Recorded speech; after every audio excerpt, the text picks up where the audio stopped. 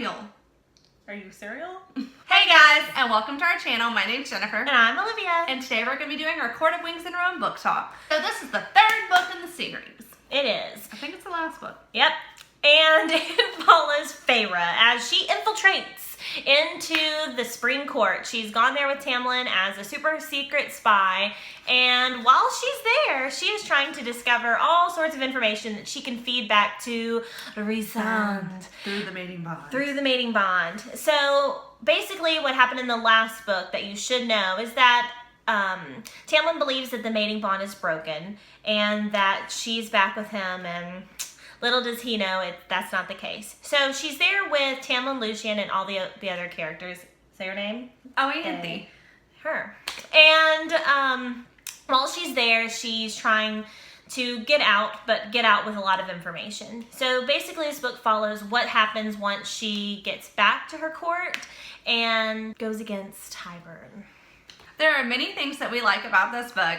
The first thing that we like kind of starts with Feyre being in the Spring Court in general. I think that she's come a long way as a character. She actually finally started to, I wouldn't say she finally started to do things like on her own will. She's been doing that for probably like the last two books, but this is like her like stepping out of her comfort zone, like away from Rhys, and like coming up with all these ideas on her own. Yeah, you finally get to see like her real point of view and her real powers kind of take over, and the things she can do whenever she's like on her own and in charge.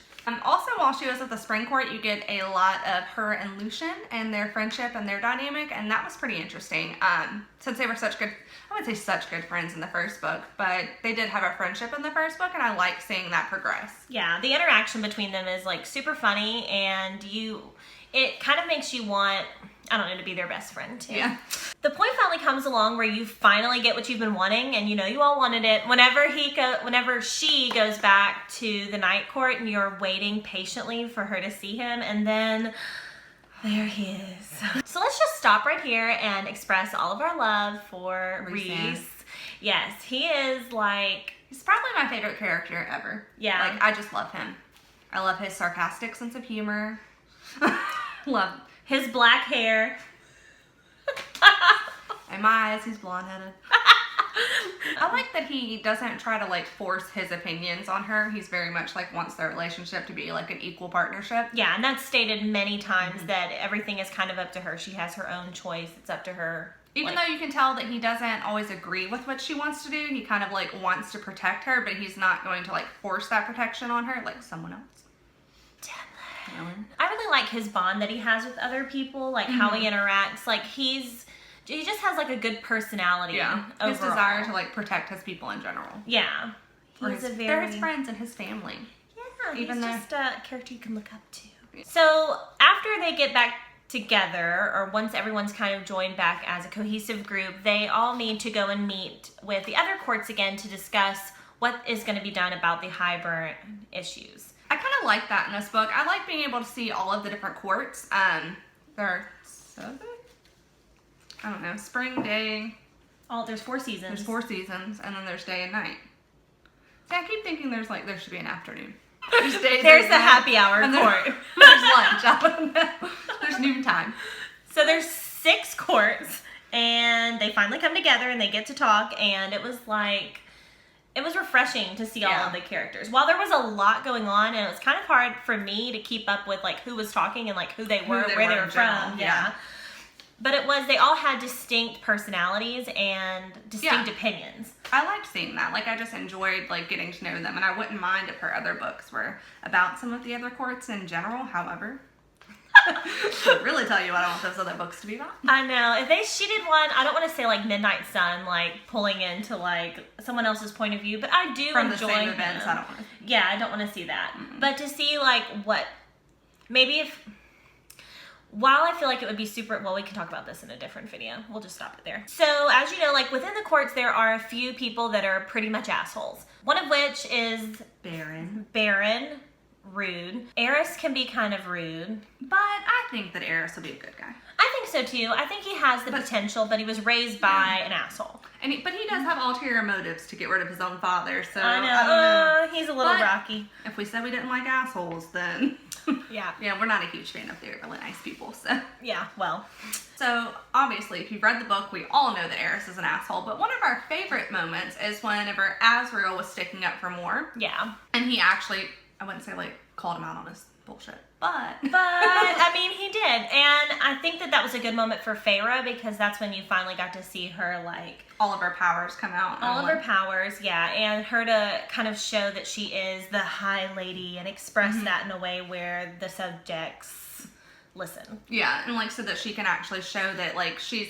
Because they kind of act like the wives, like, they even said it in the book, that the wives were invited, but they weren't actually, they didn't have to be included, but she showed that she is actually someone who is a vital part to this, and she's not just someone who's invited. Yeah. So within that same meeting, another kind of, like, interesting part happens. You finally get to see, like, Tamlin and how he feels seeing that, like, uh-oh, everything I thought was not right. And I think we have a difference of opinion on Tamlin. We do. My opinion on Tamlin is this. And not to say that because I didn't write the books, but I feel like Tamlin, once you finish it, you kind of think he's a reasonable person, or a reasonable high lord. Faye. We're going to call him a person for the sake of my sanity. He's a reasonable person, and I feel like that if we would have gone back to Mist and Fury, and if Feyre would, not necessarily in the Hybern situation because things had already gone way south whenever they were there, but if she would have expressed to him whenever she wrote her first letter, I feel like she would have had a different outcome. I don't think that he would have pursued her in the same way. He wouldn't have tried to rescue her. Yeah, I feel like it was like all of this kind of started based off of a lack of communication. If she would have said like, okay, yes, I did, I do feel something for this person. I did kind of jump to be with you pretty quick. I had never had any of these kind of feelings before, and now that I'm starting to discover myself, I'm discovering that I may not feel as I thought I did. And I think that if they would have had a conversation, now I know it's a book and we couldn't do that, but I mean, this is me talking, it's all my thoughts, me now, not you, Sarah. That, I think that there may have been a different outcome had she been able to express herself. I kind of think that she wrote him a letter and said, I'm leaving and I'm not coming back, leave me alone, and he should have. There's no reason that he should have sided with Hybern and got her sisters involved. Not that I don't want them to be Faye now. I do enjoy that, and I like the chain of events that happened because of all of this. Yeah, me too. But, I mean, come on. I mean, I'm not saying I wanted the book to end and it'd be like, oh, okay, yeah, she wrote him a letter, all right, and they live happily ever after, done. Yeah. But, I mean, I do think that if you think back to, like, trying to give Tamlin some credit, and if you're exploring his character, then you need to look at, like, all the sides of things. I mean, I love Rhysand way better, but just think about it for a minute. Okay, so we're gonna fast forward to the second battle, because another part that we really liked was Feyre killing Ianthe.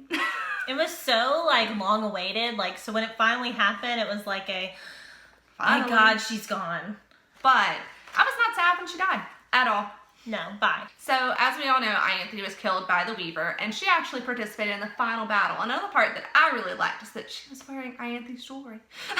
I know, that was really hilarious. Yeah. I feel like that made it like... I like that she liked all the pretty things. All better, yeah. She reminded me of Amryn in that sense. Yeah. So in general, in the last 70 pages, I probably laughed, cried, screamed. I'm pretty sure I put the book down and said I wasn't going to read it anymore. For one reason. Yeah. Which we'll get to in a moment as to why I was so upset.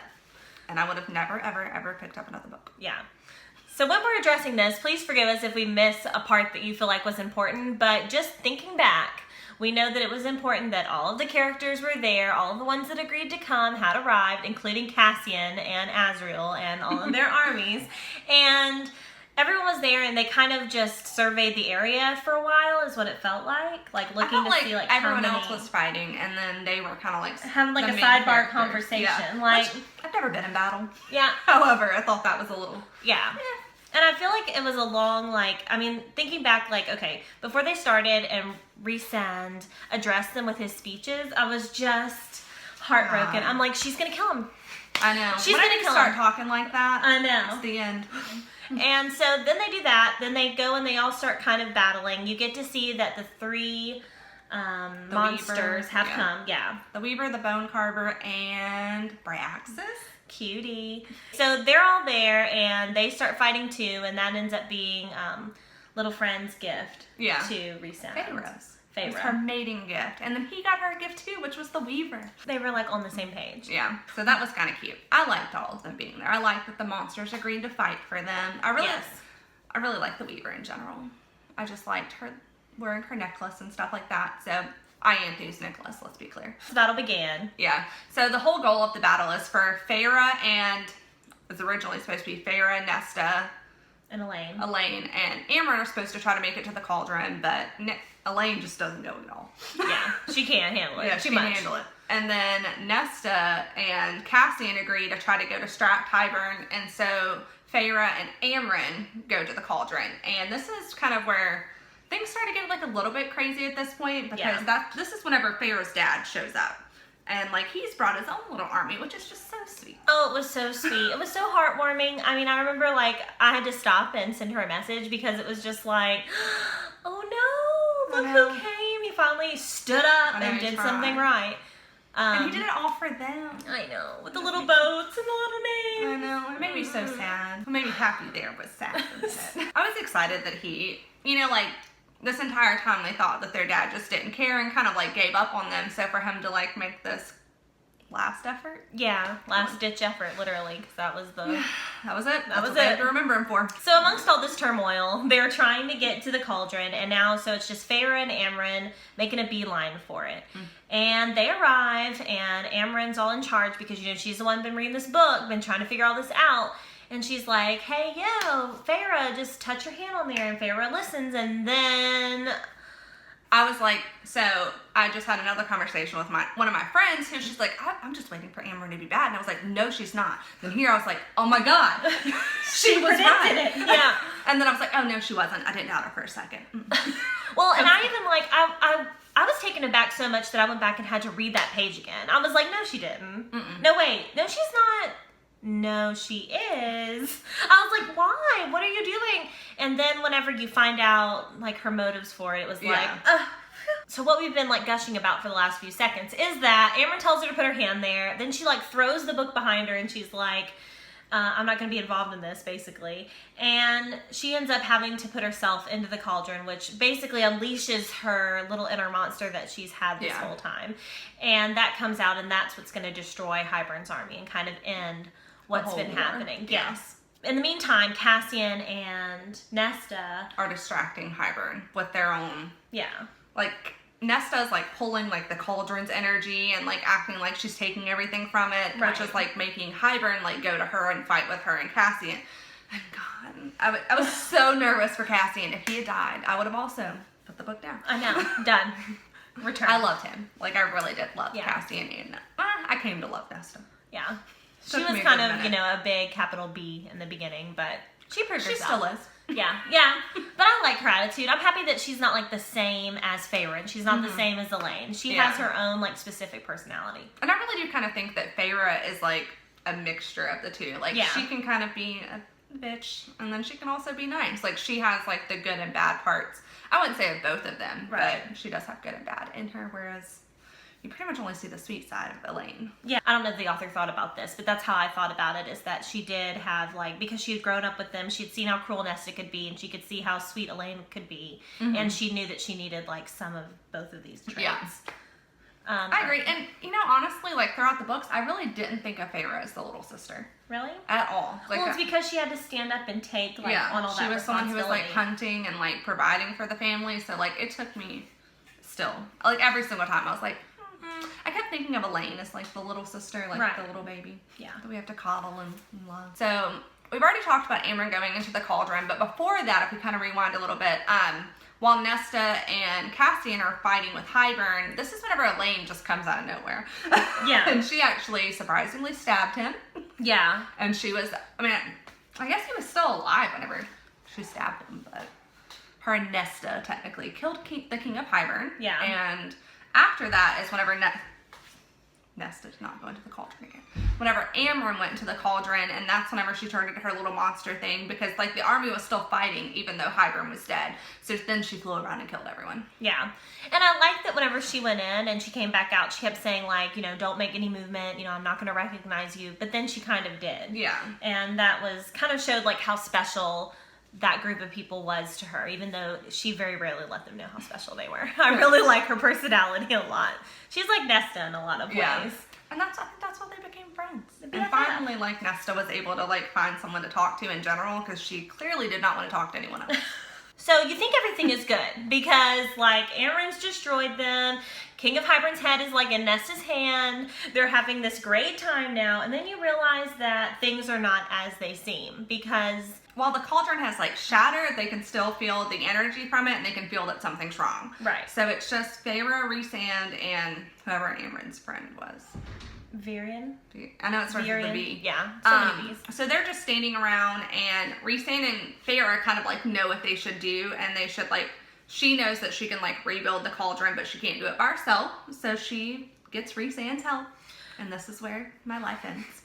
Yeah, so if the cauldron isn't repaired, essentially everything that has been made by the cauldron, which is essentially their world because it's like the controller of everything has been all for nothing and they're all dead. So they join together, like she said, and then it ends up being that Rhys gives all of his self, essentially, all of his power that makes up him. And he died. Which was heart-wrenching. It...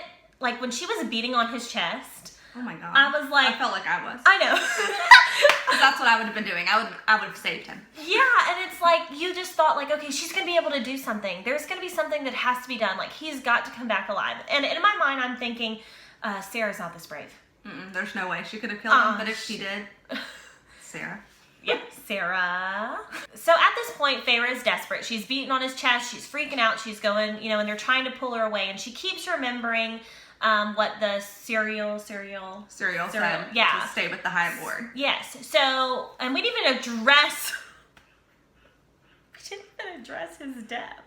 Jennifer, I love that cereal so much. Oh my God, we haven't talked about the cereal. I did feel for the cereal. You didn't write that down. I know, because it happened at the same time as Ianthe died, and I was just so overcome with... God, I love the cereal. And he had on her cloak, and he knew that he had to save him. Like, he sacrificed himself for the greater good. R.I.P. So they decide that they're going to kind of take a chance, and each, kind of like how Feyre was made, where each of the High Lords gave a piece of themselves to bring her back. So they're going to try that with him. So each of them is coming and giving it their piece, and then they kind of realize that there's a piece that's missing, and who is it? Tamlin. Tamlin came to redeem himself. Look at him. He's trying to put on a smiling face, get some of the credit, I think. But, all right, so he comes and he gives his little piece, and... he did tell her all he wanted was for her to be happy. Yeah. That was sweet, but... Anyway, so it works. Rhys comes back. He's as sassy as ever. He was like, if you're all standing around here looking at me like something either good happened or bad happened. So Rhys is back, and the war is now over. Obviously, all of the High Lords are standing around. They all decide to stay and kind of like clean up afterwards, and then I guess like at the end of the book, they all kind of get together and decide that they're going to attempt to work things out, but then they realize that that's not what happens. Yeah. They can't really work everything out. Like, not that they can't work everything out, they still don't. Just within one day, they can't make all those decisions. Which I feel like that's a very realistic thing. That's not how life is. You can't just be friends with everyone. And because the wall is down, they have to decide now what are they going to do? Are they going to allow these humans to kind of like come in? Are they going to be able to go out? And I think that was a good part about her story. Like, she didn't just cut it off like, okay, Rhys came back. The war. Yeah, and gave her a kiss and then like, na, na, na, na, na. Done. She went a little further and explained like some of the logistics of war that would have to happen afterwards. I think to me, obviously there's 3 more spin-off books, so she's setting things up for what's going to happen. Yeah. So I like that part. I want there to be more. Yeah. I think it's very interesting. I liked in general learning about all of the High Lords. Yeah. So seeing them again it was fun. Yeah. Like seeing their dynamic, and even though what's his name? Tamlin did not talk to Lucian. Come on, he tried. Give him a break. He wants to be your friend, and I don't know why. So even though we have loved this book so very much. Yes, this series in general. There are still a couple of things that we didn't particularly enjoy about the book, but we still loved it. Yeah, just little flaws that, like, whenever you're trying to analyze something, you have to really see, like, okay, did everything meet my overall standard? And then these are the things that we thought were a little... So-so. There's nothing, I wouldn't say there's anything that I actually, like, disliked or hated about these books, but if I had to say something negative about the book, these would be it. God, if she said the word feasting, one more time. Oh my yuck. Like, feasting really got to me. Like, any other word. I don't know what it was about that word. Like, feasting. Just, I will never have a feast. Thanksgiving's over. I know. That's just like the one word. Like, and she used it multiple times. Yeah. Like, sex scenes were fun. Like, that word just was one word that I just didn't want to hear. So, one of the parts that kind of, I wouldn't say was like a bad scene. I think it was a good scene overall, and it had a good message, but it just felt like, not rushed, but... I would say forced. Forced, yeah. Is whenever more came out. I think that was like... I don't know, it just didn't seem like within her character. And maybe that's because I hadn't been looking at her in that light, and maybe if I was to go back and reread them, then maybe I would see hints of that. But for me, I just didn't see it until right whenever it happened, and... I personally cannot think that Moore led Asriel on for so long. Yeah. Like, I feel like she cared for him more than that. And it kind of hurt my feelings. Yeah. I was like, oh, you didn't even... Like, okay, I can understand you doing it because you had some sort of turmoil in your past, and you want to lead him on because of that, and eventually you're going to come out and say, either I'm sorry, or I can't do this, or let's be together, or, something, but for that reason. But at the same time, like, I cannot see her, like, actually, like, liking girls and then leading Asriel on. Like, I just can't see both of those. Like, I just, either she does or she doesn't. She can't, like, lead him on and they go have sex with guys to make him think that to make him think she's not interested. Because that's not, I just don't see her character doing that. I think her character, honestly, like, cares for him more than to, like, lead him on in that way. And honestly, they've been together for, like, 500 years. How do they not know? Well, and, like, there hasn't been, like, any sort of sign. I feel like they're closest family, and for you not to see that within, like, your best friend or... Yeah. I don't know. It just made me reevaluate Moore's character, and I didn't like that. Yeah. Okay. So, another thing that I kind of felt... I wouldn't say I didn't like. Obviously, she's setting other books up.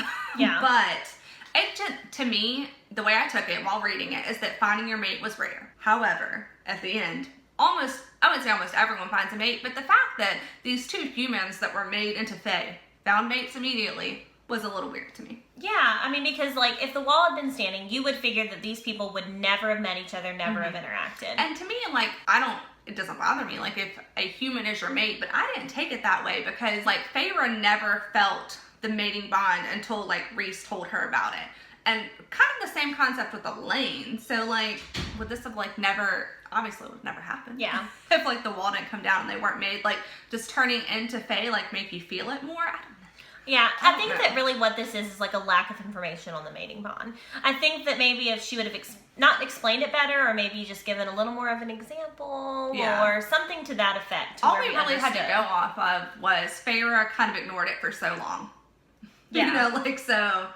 I know it's a strong bond, but whenever he referenced his parents and the mating bond, like, she felt it and he felt it. Yeah. So, like, Feyre not feeling it, was just kind of weird. Or, like, Elaine obviously wasn't really drawn to Lucien for a good while. If Nesta and Cassian are mates, Nesta's ignoring it pretty damn good. I just think it's kind of weird that, like, Moore has gone this long without finding her mate. Asriel's gone how long? Cassian... who may have a mate now, I don't know. Yeah. And, they all went this long, Tamlin, like, Rhys-Anne, like, until he found Feyre, which obviously is, like, the whole point of the books, but they went this long, and then these two people who are humans turned into Fae immediately find it. Yeah, click into place. So I just think that overall there should have been more information, or maybe she's gonna, like, leaving all of this out because she's gonna explain it maybe a little further in the next, like, section of books that she plans to release. Olivia has cats. We would give this book 5 out of 5 stars, which for us, that means that we would consider rereading it. It was a book that we felt, God, I felt like I'm still there. I know, so strongly that you think about all the time. Yeah. After you're rereading it and you're reading something else, like a book that gives you a book hangover. Mm-hmm. That you feel like you don't want to put down, that you love that much. Like, I feel like for us, it'd honestly be, I wouldn't say rare that we'd give 5 out of 5 stars, but it's not. It's rare. It's not something you would come by easily. Yeah. Which is, I think, the definition of probably rare. So, as you heard us banter on 1,000 times, we have a lot of different theories that what we think she may be writing about or what we hope she may be writing about. So if you'd like to see us make that kind of video, then leave a comment down below. And as always, thank you guys for watching, and don't forget to comment and subscribe, and we will see you guys next Sunday. Bye. Bye.